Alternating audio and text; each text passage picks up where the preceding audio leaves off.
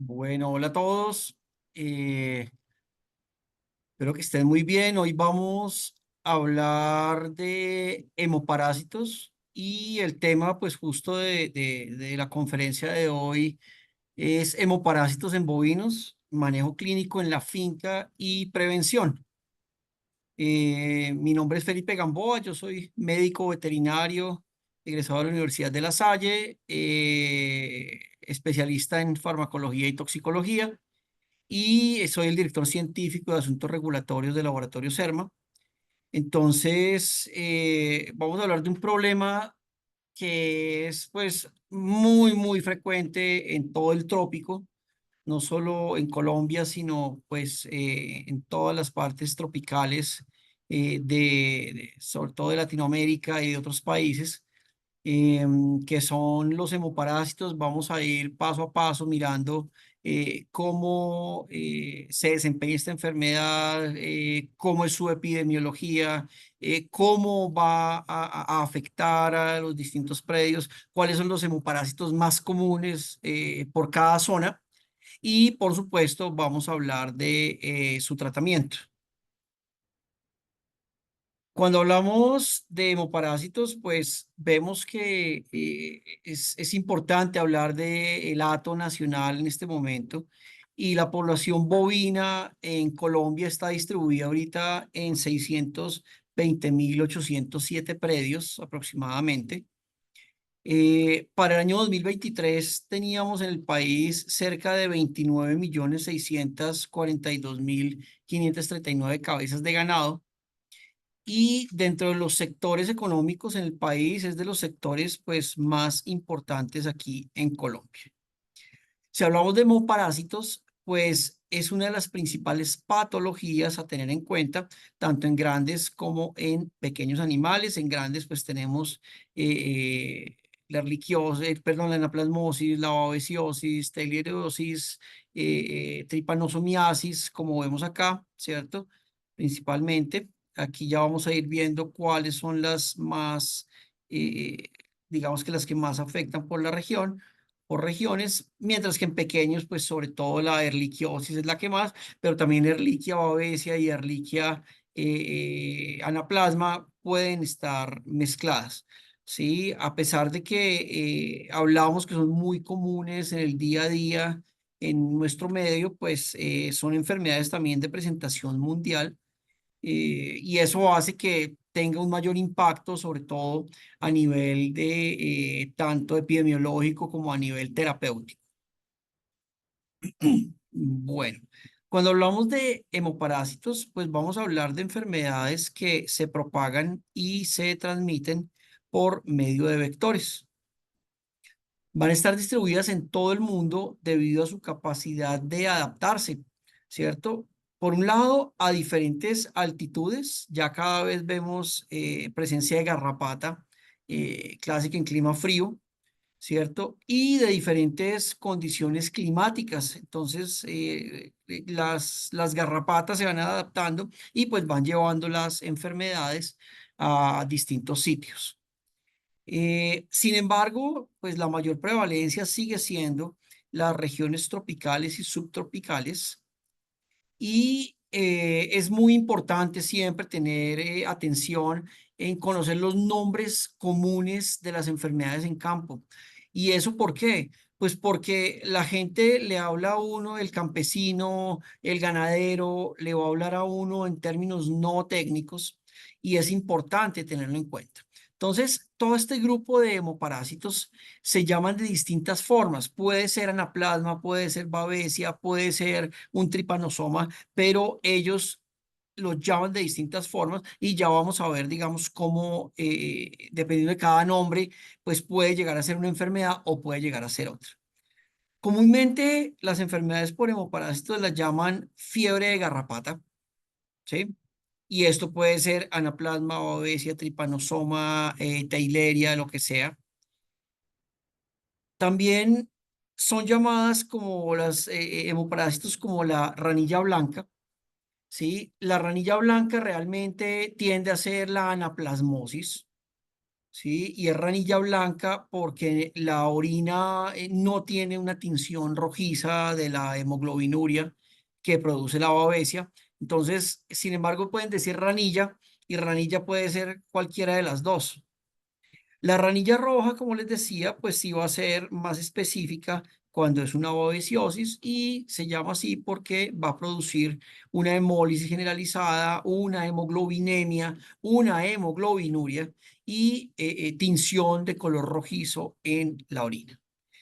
También se conoce como piroplasmosis, o también el nombre más común a nivel de campo es la secadera, porque los animales se vuelven muy anémicos y quedan totalmente secos, flacos en los huesos y por eso se conoce también con el nombre de secadera. Cuando hablamos entonces de hemoparásitos, pues hablamos de enfermedades caracterizadas por la presencia de protozoarios o de riquecias en la sangre. Principalmente esos son los hemoparásitos, protozoarios o riquecias. Se van a presentar tanto de forma intracelular como extracelular. Y esto, a pesar de que muchas veces, de pronto en la universidad, los veterinarios nos han dicho que nos hablan que es un patógeno intracelular, que es extracelular, uno muchas veces no le para bolas a eso y no pone atención y realmente uno dice, bueno, eso es algo ya ahí como muy, ya muy de laboratorio. ¿Sí? Pero cuando lo llevamos a la vida real, es importantísimo entender si un patógeno, una bacteria, un protozoario, una riqueza es intracelular o es extracelular. Y la razón es que un patógeno intracelular es más difícil de tratar que un patógeno extracelular. ¿Por qué? Porque el líquido extracelular es más asequible a cualquier medicamento. Un medicamento yo lo aplico y es muy fácil que llegue y se distribuya por el líquido extracelular, que es la parte de afuera de las células. Por el contrario, los patógenos intracelulares son más difíciles de tratar y para ello necesitamos sustancias más liposolubles para que sean capaces de atravesar las membranas fosfolipídicas de las células para poder entrar y llegar allá hasta el fondo de esos parásitos.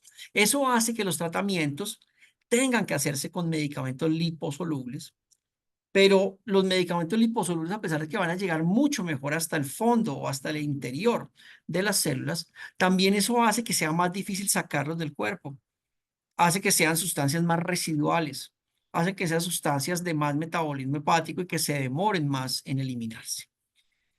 Como vemos, estos hemoparásitos van a ser transmitidos principalmente por vectores. Número uno, garrapatas. Número dos, moscas picadoras, como pueden ser los tábanos.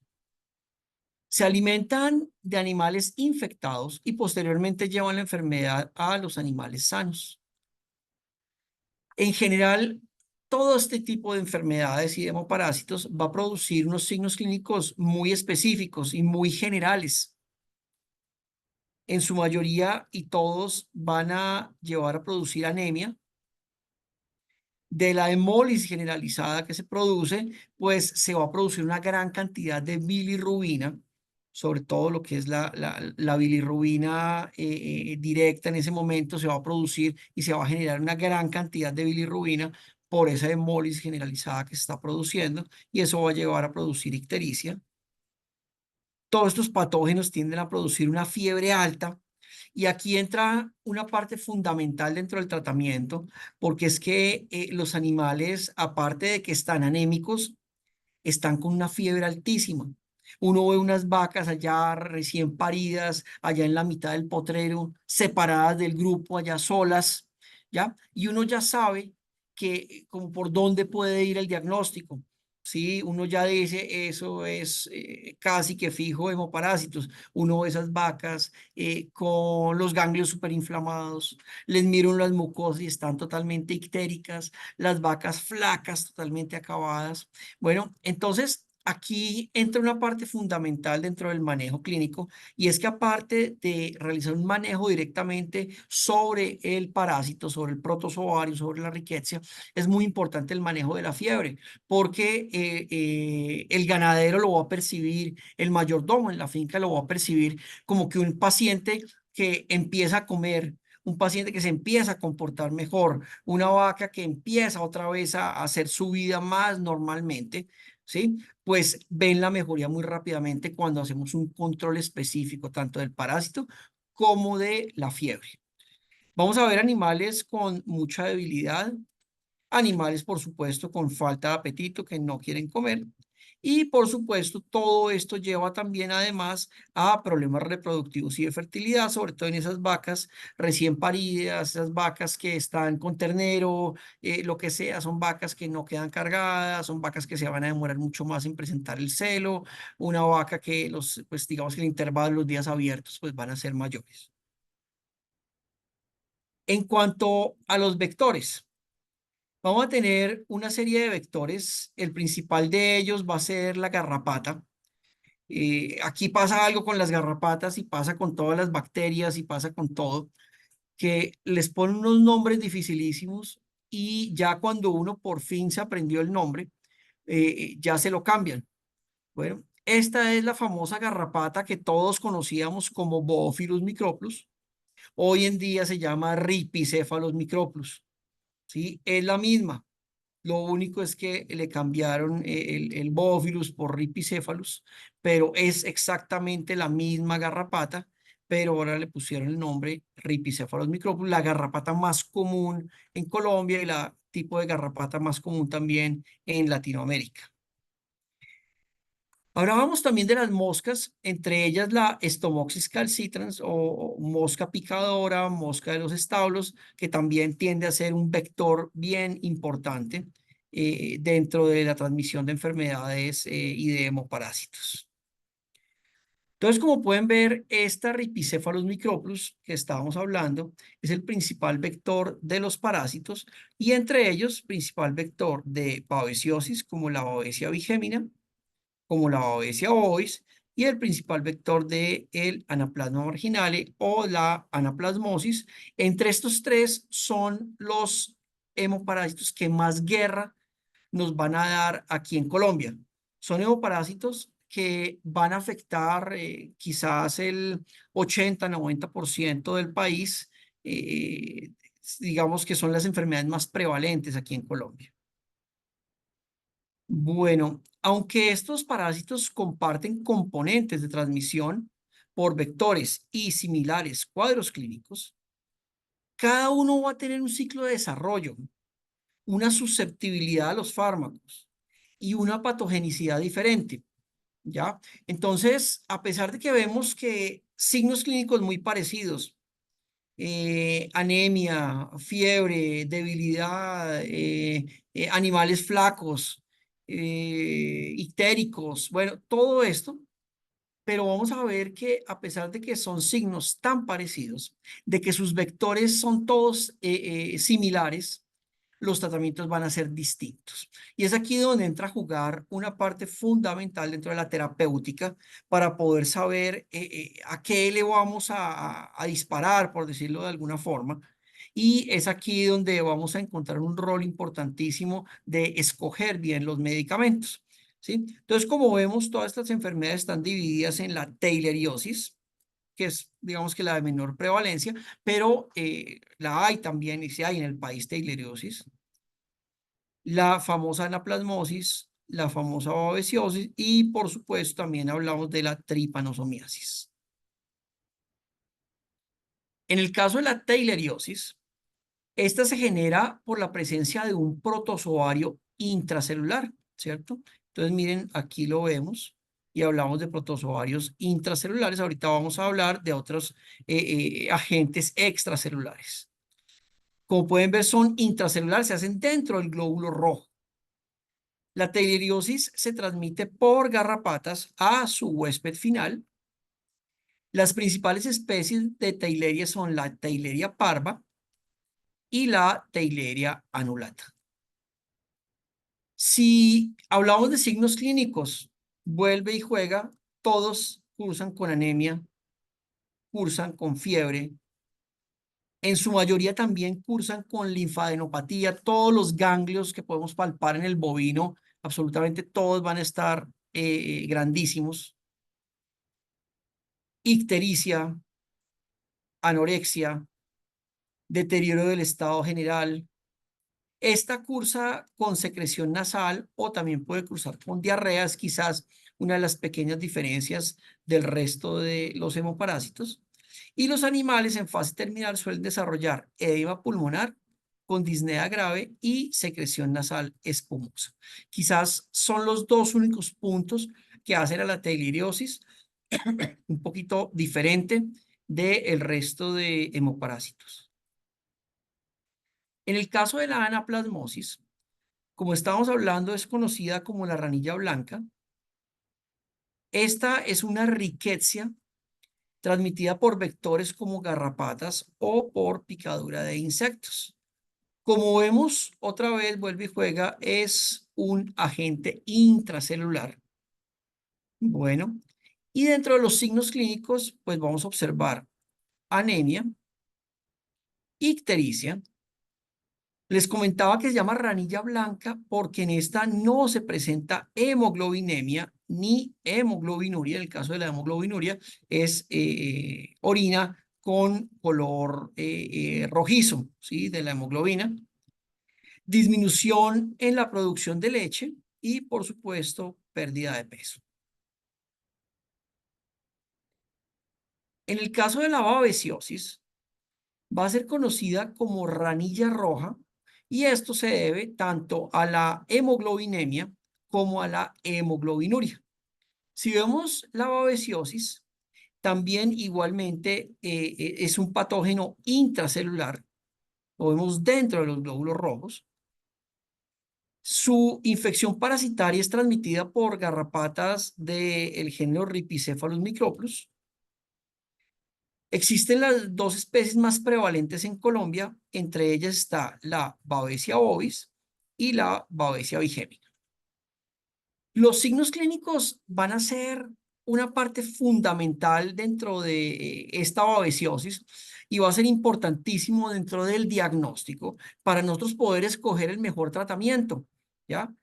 Los signos clínicos sobre todo varían muchísimo según la edad del animal, según la especie y según la cepa del parásito. Pero sobre todo, una cosa clarísima que tengamos en cuenta, la babesiosis sobre todo es común y la mayoría de los casos, aproximadamente el 90% de los casos de babesia van a ser en animales adultos. ¿Cuáles? De ahí de esos adultos, sobre todo las vacas paridas, van a ser las vacas más sensibles a sufrir de hemoparásitos. Son vacas que están inmunosuprimidas, son vacas que están débiles, son vacas que acaban de parir, que tienen un ternero quitándole todo el calcio, toda la leche, todo lo que, sí, todo lo que pueden los aportes, se los va a quitar la vaca, el ternero, perdón. Entonces, es muy común, sobre todo en animales adultos y entre esos las vacas preñadas. Como ven, los animales menores de 9 meses no tienden a presentar sintomatología generalmente. No quiere decir que la garrapata no los pique, ¿sí? No quiere decir que no tengan la enfermedad, pero muchas veces funcionan como portadores asintomáticos y no manifiestan la enfermedad. Los machos también, machos castrados, esos machos que van para carne, esos machos de 450 kilos, gordos, es mucho más difícil que los golpeen los hemoparásitos y es mucho menos común a nivel de finca. No quiere decir que no se presente, sí se presenta, pero en una cantidad muchísimo menor. Signos clínicos de babesiosis, vamos a tener un efecto hemolítico muy fuerte, ya que va a llevar a la hemoglobinemia y hemoglobinuria. Vamos a ver, por supuesto, anemia, pérdida del apetito, decaimiento, hemoglobinuria y hemoglobinemia. Pasamos la página y entramos a hablar de la tripanosomiasis, conocida comúnmente en el campo como la secadera, pero vuelve y juega. Aquí debemos tener muy presente que en el campo le llaman secadera a todo y todas estas enfermedades producen secadera. Todas van a producir esas vacas así totalmente secas, flacas en los huesos, anémicas, todas llevan a esto. Entonces, para que no nos confundamos, a pesar de que la tripanosomiasis, digamos, es también llamada secadera, pero pues las cuatro tienen unos signos clínicos muy iguales y clínicamente es muy difícil saber cuál está presentando el animal. Como pueden ver, esta enfermedad y este parásito, vamos a hablar de un parásito extracelular, ¿sí? Hablamos de las especies más prevalentes en el país y entre ellas vamos a tener el Trypanosoma vivax y el Trypanosoma evansi. Aquí hablamos, distinto de la anaplasmosis, hablamos de la presentación de protozoarios. Sus vectores van a ser sobre todo las moscas de la familia Tabanidae, ¿cierto? Cuando han picado a animales infectados, el tábano sobre todo, que tiene una picadura muy dolorosa, viene y pica al otro animal, ya sea un bovino o también un equino, y aquí es cuando se transmite la enfermedad. Dentro de los signos clínicos, pues va a estar igualmente como todos, la pérdida de peso, el letargo, la fiebre y la anemia. Bueno, entonces, haciendo un resumen y llegando a unos puntos claros de los problemas de hemoparásitos aquí en Colombia, pues vamos a tener el primero, que es la hemoparasitosis. Tiene una alta morbilidad y mortalidad independientemente del parásito presente, ¿ya? Que es anaplasma, babese, tripanosoma, teileria, pero todas son de una alta morbilidad y de una alta mortalidad. Dos, las manifestaciones de los signos clínicos son similares en todas. Entonces, para llegar a hacer un diagnóstico adecuado, se necesita o un veterinario ya muy bien capacitado o en general alguien que lo pueda hacer por laboratorio, pero a simple vista es difícil saber qué enfermedad tenemos dentro del animal y por eso ya vamos a hablar de prevalencia para poder enfocarnos en un tratamiento muchísimo más adecuado por zonas. Vemos también que en todas la anemia es la causa principal de muerte en los atos bovinos contaminados con hemoparásitos. Vemos que posterior a la fase aguda los animales se van a mantener como portadores sanos. Entonces, así se hayan recuperado, cualquier animal o cualquier garrapata o cualquier mosca que pique al animal puede llegar a transmitir la enfermedad así el animal ya esté curado. Y generalmente el aumento en los brotes de la enfermedad se presentan por la movilización de animales de zonas libres de enfermedad a zonas endémicas. Es cuando hay unos brotes grandísimos, normalmente cuando mueven animales de una zona donde no era endémica a una zona endémica. Bueno, entonces aquí es una parte importantísima, por favor, mucha atención a estos análisis de prevalencia de hemoparásitos por zonas para nosotros poder determinar y llegar a diagnosticar de una forma más precisa, saber cuáles son los hemoparásitos que se presentan en mayor proporción por cada área y de aquí poder recomendar el mejor tratamiento posible. Entonces, nosotros vamos a ver la prevalencia de hemoparásitos en Colombia y vemos, por ejemplo, si hablamos de la región Caribe, aquí pues hice una consulta grande de prevalencia de hemoparásitos aquí en Colombia para poder llegar a sacar estos datos. Si vemos en la región Caribe, la mayor prevalencia la vamos a tener en anaplasmosis. Aproximadamente un 23,74% de los animales está contaminado con anaplasmosis. Un 19,35% presenta babesia y solo un 2,26% es tripanosoma. Entonces, si yo fuera a pensar en la zona Caribe, ¿qué es lo que más prevalencia tiene? Pues yo sumo anaplasma y babesia y me concentraría en el tratamiento de esas dos. No quiere decir que no haya tripanosoma y que la tripanosomía se le deja a un lado, pero ya vamos a hablar de la terapéutica para la zona Caribe. Yo me enfocaría en medicamentos que funcionen bien para anaplasma y babesia. Cuando pasamos al meta, vemos que la prevalencia total es más alta un poco que en la misma región Caribe. Vemos un 33,40% de prevalencia. Vemos donde la anaplasmosis tiene un 26,20% de prevalencia. La babesia tiene un poco menos de importancia, un 8,40%, y la tripanosomiasis un 1,30%. Si pasamos para el Bajo Cauca y el Alto San Jorge, vemos que la prevalencia de anaplasma es altísima. Hablamos de un 61,8% de anaplasmosis y un 30,9% de tripanosoma. La prevalencia en el Bajo Cauca de Babesia es muchísimo menor. Si nos pasamos al Magdalena Medio, me encontré incluso varios estudios importantes en búfalos que tienden a ser todavía más resistentes muchas veces a los hemoparásitos. Nos encontramos, sin embargo, que la prevalencia en búfalos de anaplasmosis en el Magdalena Medio era altísima, del 54,73%, de tripanosoma 1,49%, y ningún animal, curiosamente, salió positivo para Babesia. Y si miramos otro estudio, también en búfalos, hecho en el Magdalena Medio, nos encontramos una prevalencia de anaplasma del 56%, una prevalencia de Babesia, este es otro estudio para que no se vayan a confundir, donde hay una prevalencia de 30,1% y de tripanosoma 13,4%. Si seguimos mirando más estudios, pues nos vamos a encontrar con distintas casuísticas. Si miramos hacia otras zonas del país, por ejemplo en el Huila y el Tolima, pues presentamos una prevalencia de anaplasma marginal del 20,5%, un 4,8% de babesia y un 1,25% de tripanosomiasis. Seguimos mirando y revisando estudios. Este fue un estudio realizado en el Magdalena Medio, donde se evaluó la prevalencia de babesiosis en las mismas garrapatas Rhipicephalus microplus o antiguamente Boophilus microplus en animales que quitaron las garrapatas en animales de 3 a 9 meses. ¿Sí? En bovinos de 3 a 9 meses quitaron las garrapatas y dentro de esas garrapatas analizaron la prevalencia de la babesiosis. Este estudio tuvo como objetivo evaluar la dinámica de infección por babesia en bovinos mediante el uso de técnicas microscópicas y moleculares directas para detectar la infección.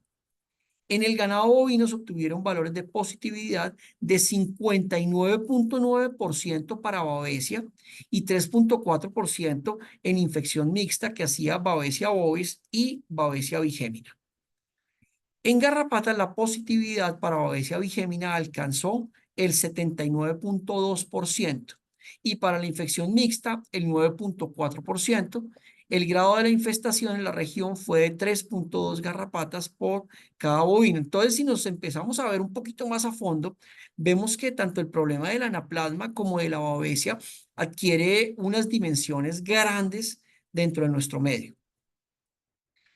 Y si revisamos un poco, estábamos hablando de la zona del Bajo Cauca. Me interesa moverme por todas las zonas para poder ver qué es lo que principalmente tenemos de parásitos, porque como les decía, la terapéutica va a ser distinta dependiendo del tipo de hemoparásito.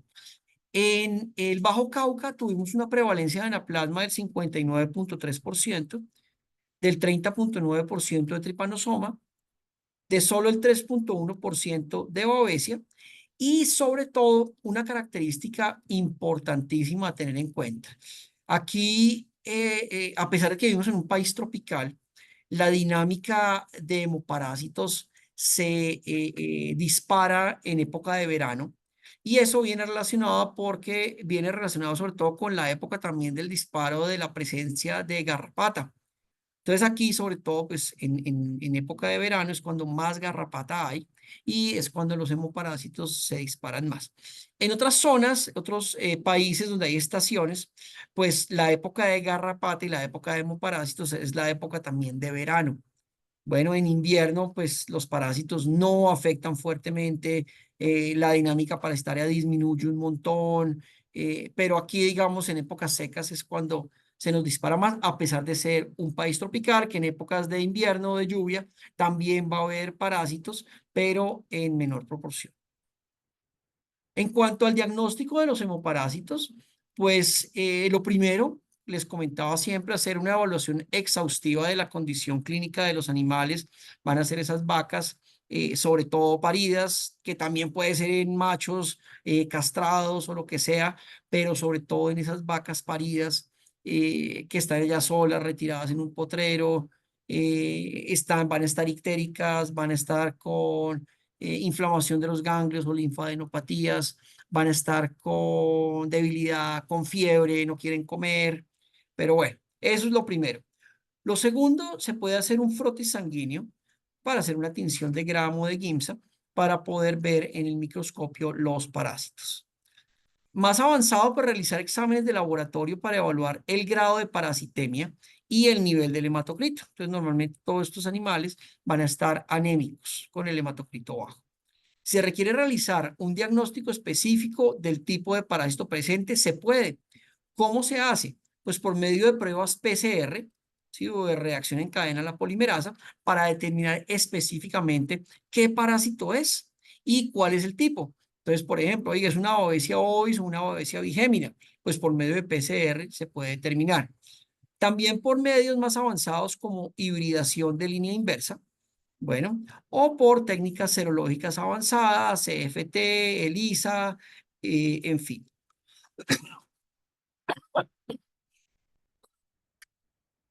Perdón. Bueno, entonces, como les decía, yo siempre creo que para poder llegar a hacer un tratamiento adecuado, hay que conocer la enfermedad, hay que conocer su fisiopatología. Para poder correr, hay que aprender a gatear, hay que aprender a caminar y hay que aprender a trotar y a correr. Entonces, una vez que nos dimos un brochazo rápido por las enfermedades, por sus signos clínicos, por su prevalencia, por sus vectores, por todo esto, pues podemos entrar a hablar de el tratamiento. Basados en los principales hemoparásitos en Colombia, que son la anaplasmosis y la babesiosis, pues vamos a buscar las mejores alternativas, que no solo vayan a buscar el tratamiento específico del parásito, sino que además nos ayuden a controlar los signos clínicos. Fue por eso que lanzamos al mercado el Normin NF. Bueno, el Normin NF va a ser una mezcla de medicamentos. Bueno, por un lado vamos a tener lo que es la oxitetraciclina.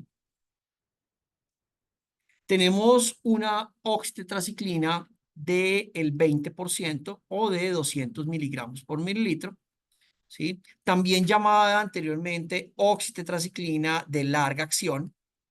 Hoy en día le cambiamos un poquito la denominación como todo va evolucionando y hablamos que nuestro Normin NF va a tener un medio de liberación prolongada. ¿Ven? Entonces va a ser una parte importantísima porque lo aplicamos y va a ser de una sola dosis. Ese medio, ese antibiótico que lo hace su efecto de liberación prolongada, va a ser dado por uno de sus excipientes conocido como la polivinilpirrolidona. Bueno, eso hace que apliquemos el producto y que nos dé una liberación prolongada mediante una sola dosis. ¿Para qué va a estar indicado el Normin NF? Pues sobre todo y en primera instancia para el manejo de la anaplasmosis. Bueno, la anaplasmosis, pues como lo vimos en todos los ensayos de prevalencia, es el principal hemoparásito aquí en Colombia. Nada que hacer, ¿sí? El campeón, la campeona aquí en Colombia se llama anaplasmosis y ese es el foco primario a tratar. Bueno, entonces ya tenemos identificado el primer agente, el más común, y tenemos una excelente terapéutica de una sola dosis para el manejo de la anaplasmosis. ¿Para qué más va a servir el Normin NF? Pues va a tener dentro de su formulación también diclofenaco sódico. Bueno, el diclofenaco, ya vamos a hablar de él, es un AINES, es un antiinflamatorio, analgésico, antipirético, que nos va a servir para generar un efecto sinérgico junto con la oxitetraciclina. ¿Para qué más nos va a servir el Normin F? Para el manejo de infecciones respiratorias. Ya lo vamos a ver un poquito por qué es tan específico, también nos sirve para el manejo de infecciones respiratorias.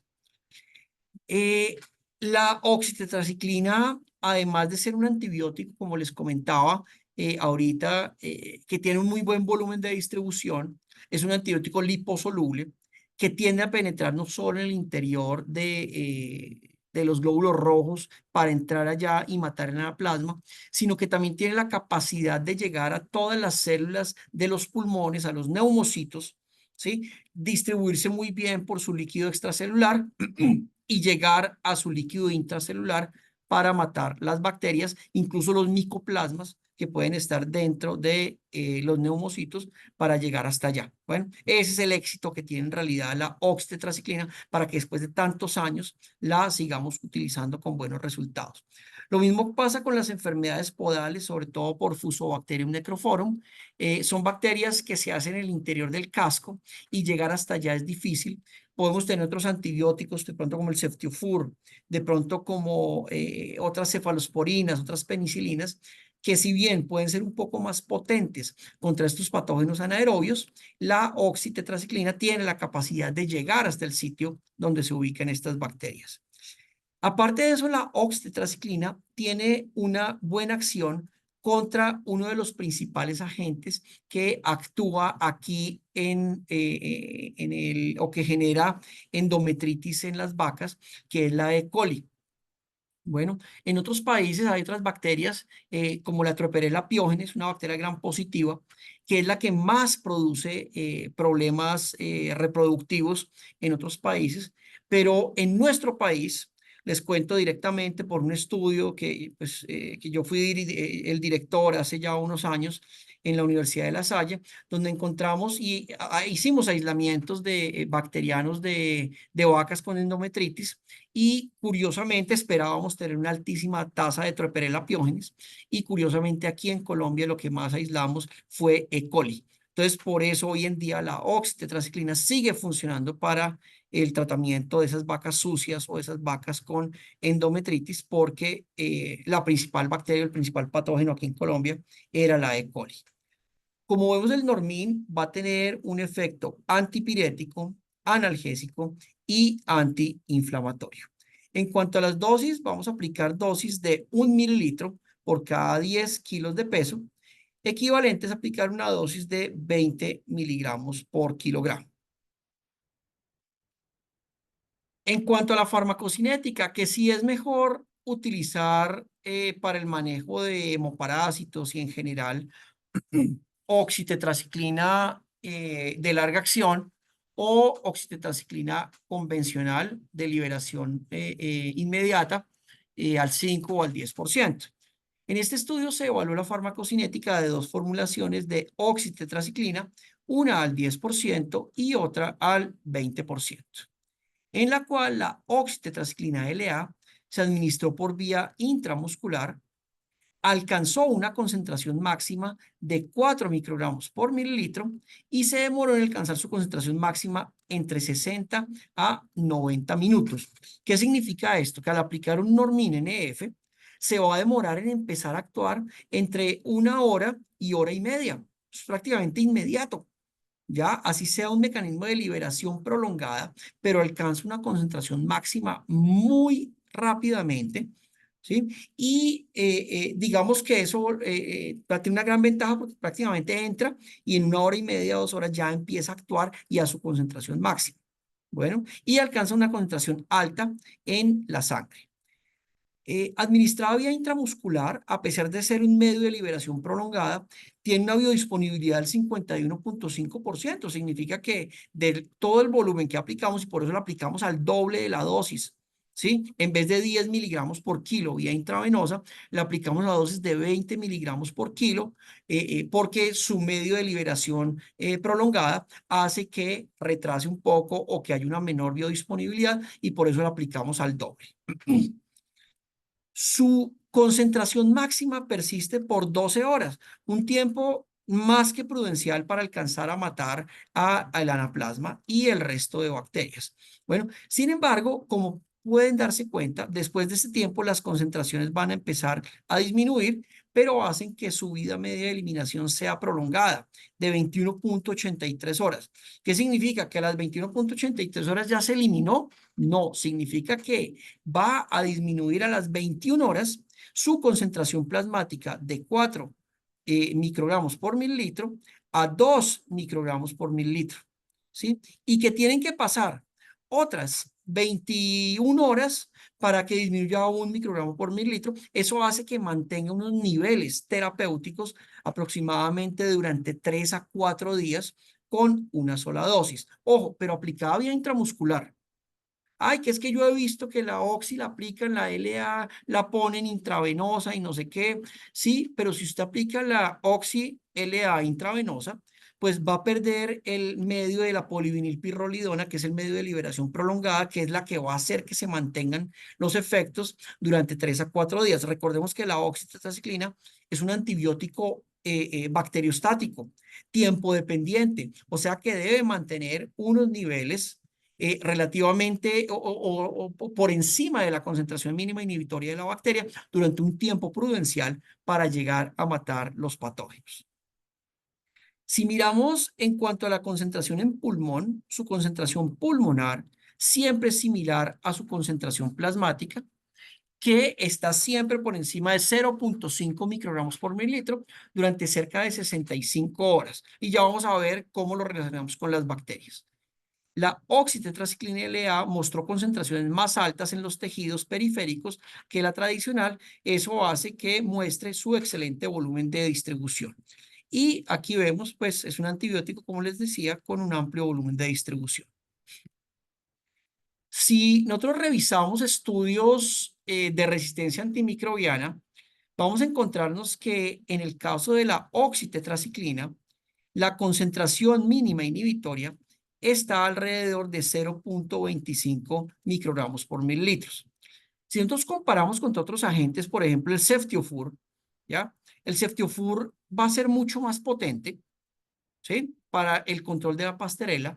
Sin embargo, el ceftiofur sigue siendo un antibiótico que es hidrosoluble, ya es una cefalosporina. ¿Y eso en qué afecta?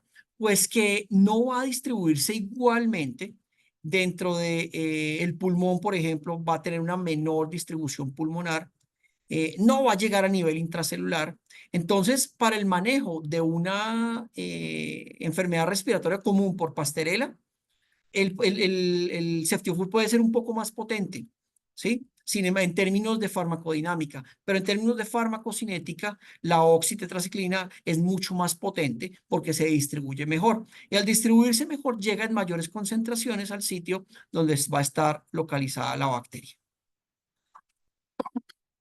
En el caso de enfermedad respiratoria más complicada en bovinos, si hablamos de la pleuroneumonía contagiosa bovina, producida por uno de los agentes más bravos, más fuertes desde el punto de vista bacteriano, que es el Mycoplasma mycoides.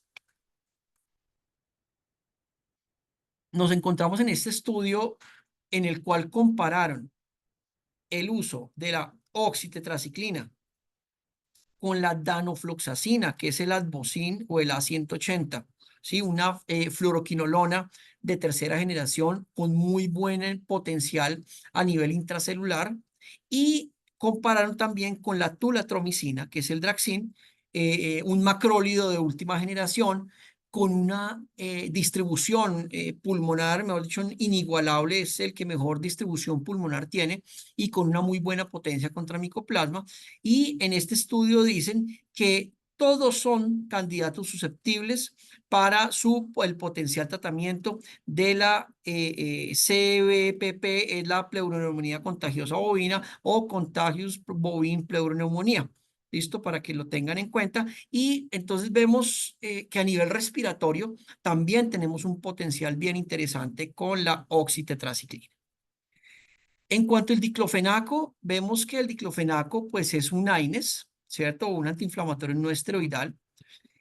Tiene un triple efecto, un efecto triple A, como lo diríamos, que es antiinflamatorio, analgésico y antipirético, que en todos los casos, así sea una fiebre por un proceso respiratorio, pues va a ayudar a mejorar el animal más rápidamente.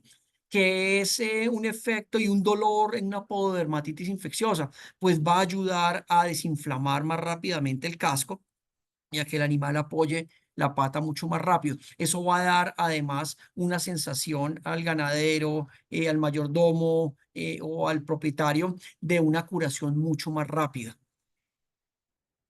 El diclofenaco, administrado vía intramuscular, alcanza una concentración máxima en el transcurso de 9 horas.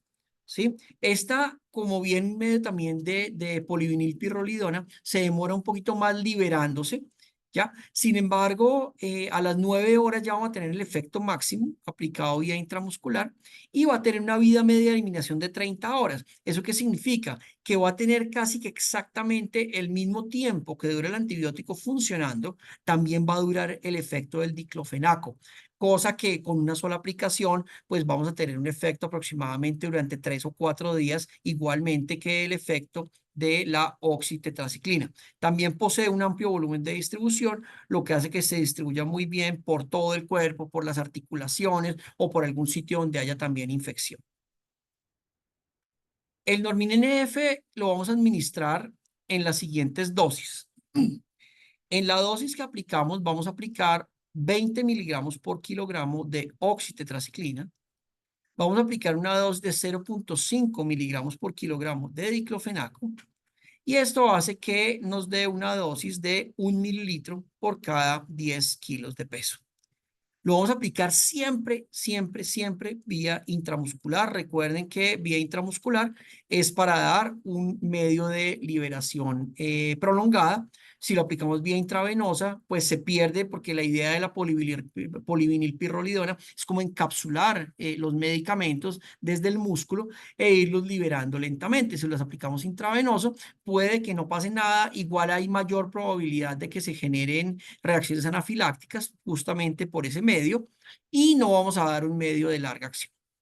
Bueno, normalmente vamos a ver que una dosis va a ser suficiente y que se puede repetir 4 días después en caso de ser necesario sin ningún problema. No va a haber problema ni por el lado de la oxi ni por el lado de el diclofenaco. Como son antibióticos de liberación prolongada, el tiempo de retiro en carne va a ser de 28 días y el tiempo de retiro en leche va a ser de 6 días. Viene una pregunta importante e interesante en realizar. Oiga, es que yo he visto que unos productos con formulaciones similares vienen indicados en cerdos, vienen indicados en ovejas, en cabras. ¿Se puede aplicar en otras especies? Normin NF se puede aplicar sin ningún problema en cerdos, en ovinos y en caprinos. ¿A qué dosis? Exactamente a la misma dosis que se aplica en los bovinos. Podemos incluso manejar dosis un poquito más bajitas, podemos manejar dosis de 10 miligramos o incluso hasta 20 miligramos por kilogramo. Y de diclofenaco de 0.5 miligramos por kilo, podemos aplicar dosis fácilmente de 1 mililitro por 10 kilogramos de peso sin ningún problema. Se puede utilizar Normin en caballos. No es muy recomendable, sobre todo porque el caballo, como el medicamento es de aplicación intramuscular, la polivinilpirrolidona tiende a ser más irritante en el caballo. Entonces, en dado caso, se podría llegar a aplicar, pero con o bajo la salvedad de que va a ser irritante desde el punto de aplicación. El caballo es mucho más delicado a nivel muscular que el resto de especies. Por eso normalmente no se indica, a pesar de que la oxitetraciclina está indicada en caballos, la del 5 y la del 10, la del 20 no, por su efecto irritante desde el punto de aplicación.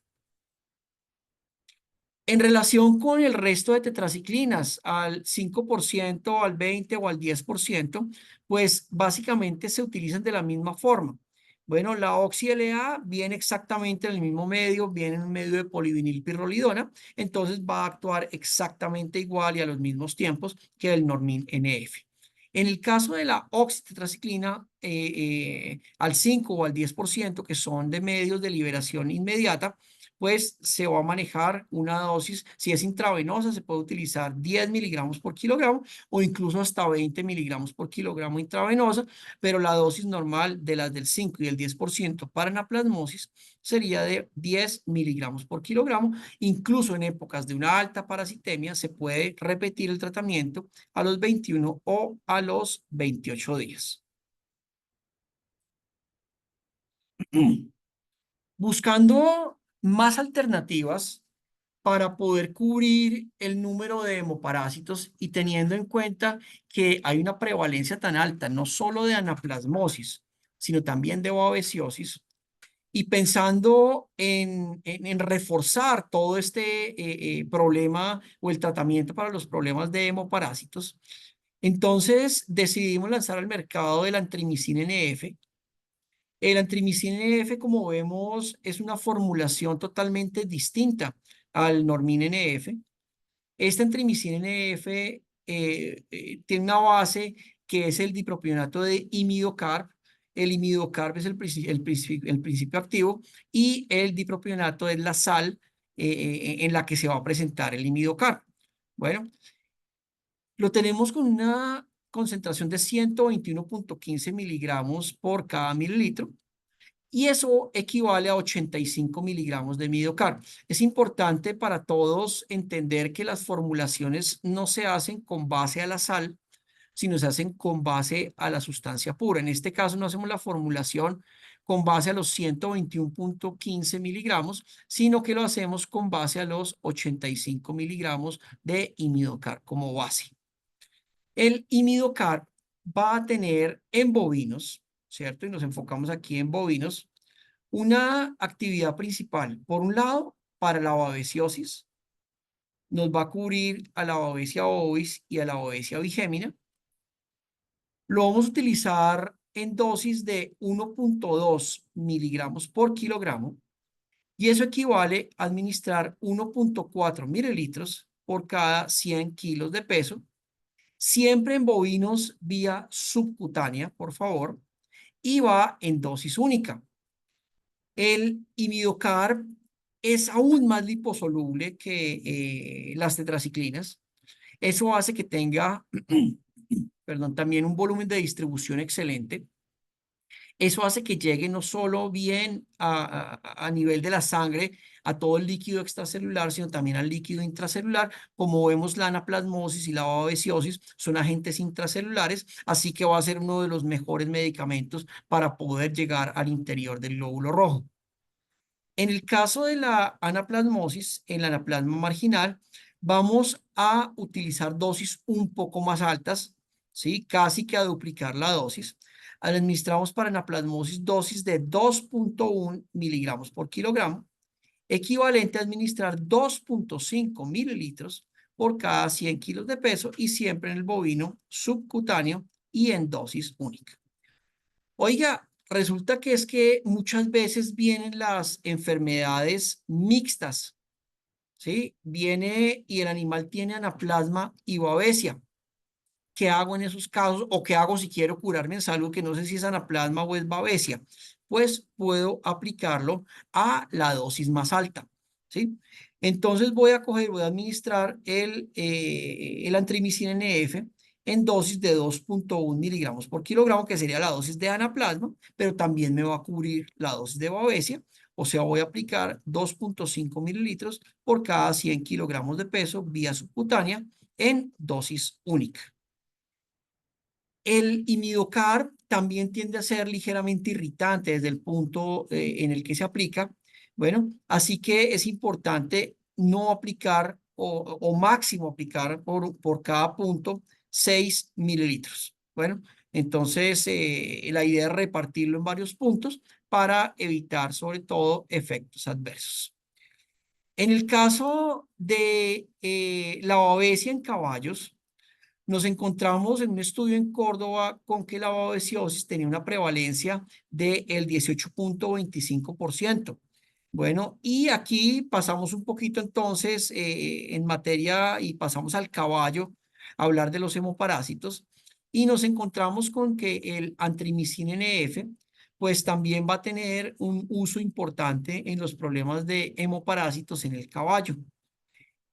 El imidocar va a tener una buena actividad contra babesiosis, principalmente Babesia equi y Babesia cavalli.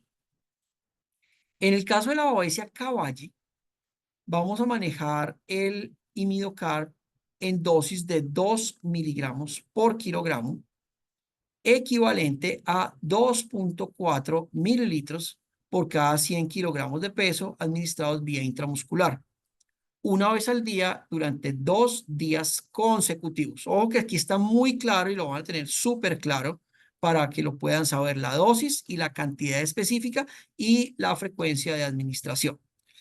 En el caso de la Babesia cavalli es la más complicada de manejar. Se deben utilizar dosis de 4 miligramos por kilogramo de imidocar, equivalentes a 4,7 mililitros por cada 100 kilogramos de peso vía intramuscular, aplicar 4 a 5 inyecciones con intervalos de 72 horas. Si pasamos página y hablamos del perro, pues el Antrimisin NF también lo podemos utilizar para el manejo de hemoparásitos en el perro, principalmente de babesiosis. Y viene el punto porque muchas de las enfermedades por hemoparásitos en el perro vienen agentes mezclados. Muchas veces la rickettsia, la Ehrlichia, afecta al perro, pero muchas veces viene en enfermedad conjunta junto con la Babesia canis. En el caso de babesiosis canina, podemos utilizar el Antrimisin NF en dosis de 5 miligramos por kilogramo, equivalentes a 0,5 mililitros por cada 10 kilogramos de peso, vía subcutánea o vía intramuscular, repitiendo su tratamiento a las 2 semanas. Bueno, hay un punto bien importante de analizar y de tener en cuenta en cuanto a las contraindicaciones y las precauciones que debemos tener al administrar el Antrimisin NF. Resulta que el Antrimisin, cuando se aplica, puede generar ciertos signos colinérgicos que son transitorios. ¿Cuáles? ¿Qué significa que estimula el sistema nervioso colinérgico o parasimpático? Podemos ver algo de miosis, podemos ver salivación, sobre todo es el más común. Se puede ver de pronto algo de diarrea. Bueno, pero se pueden controlar fácilmente con la aplicación de atropina y no quiere decir que sea muy común que se presenten, pero se puede presentar y es importante que lo tengamos en cuenta. No es que el animal esté intoxicado, no es que el animal presente o se va a morir, no, tiende a generar esos efectos secundarios. En los perros, aplicar igualmente con precaución, sobre todo en animales que tienen insuficiencia hepática o insuficiencia renal, porque es un producto de una alta liposolubilidad, es un producto de una alta distribución, un producto de un amplio metabolismo hepático, entonces hace que se retrase más la eliminación en animales con insuficiencia hepática o renal. El almacenamiento a temperatura no mayor a 30 grados. No se debe administrar vía intravenosa por el riesgo, sobre todo, de ese efecto colinérgico fuerte y de reacciones anafilácticas. No se debe utilizar en caballos menores de 1 año de edad. De todas formas, la mayoría de hemoparásitos, sobre todo, afecta a los animales por encima del año y digamos que también es una ventaja que afecte a animales por encima del año porque hace que no se utilicen en animales muy jóvenes. En el caso de los burros, parecen tener mayor sensibilidad a presentar efectos tóxicos con este medicamento y es importante y está dentro de la etiqueta del producto para que lo tengan en cuenta. Evitar su uso en pacientes expuestos a productos organofosforados o carbamatos. ¿Cuál es la razón? Por ejemplo, diga, es que bañé el animal para la garrapata, ¿cierto? Con metrifonato, con triclorfón o cualquier producto de estos, ¿ya? Y enseguida, porque tenía mucha garrapata para quitarlas, y enseguida voy a aplicar el producto el Normin NF o voy a aplicar sobre todo el Antrimicin NF, pues está contraindicado, no se debe hacer porque vamos a potencializar los efectos colinérgicos o los efectos del parasimpático. En cuanto a tiempos de retiro en carne, al igual que podemos ver con el imisol, el tiempo de retiro en carne es de 213 días. Es un tiempo de retiro prolongado debido a la farmacocinética que tiene el producto, debido a su alta liposolubilidad y a su amplia distribución por todos los compartimentos del cuerpo. Y un tiempo de retiro de 6 días en leche. Para el tratamiento sintomático de los hemoparásitos, tenemos una opción interesantísima y es el Tonkavid B12. El Tonkavid B12 es un producto que viene diseñado para el tratamiento de anemias normocrómicas, normocíticas, macrocíticas y megaloblásticas. Va a ser coadyuvante en el tratamiento de problemas generados por enfermedades infecciosas y enfermedades parasitarias. En cuanto al Tonkavid, viene con una formulación muy completa de todo lo que va a ser el complejo B. Muchas veces hablamos de lo que es el complejo B, pero nunca entendemos cuáles son realmente los componentes importantes dentro de ese efecto hematopoyético que tanto se habla que tiene el complejo B. Entonces, el complejo B viene con tiamina, que es la vitamina B1, viene dentro del Tonkavid. Esta tiamina permite la conversión de glucosa en energía. ¿Sí? O sea, le va a aportar mucho más energía al animal, a la transmisión eléctrica. Va a proporcionar también energía al cerebro. Mejora la transmisión de impulsos nerviosos. Mejora la actividad del corazón. Mantiene membranas mucosas sanas. Mantiene el músculo liso y esquelético.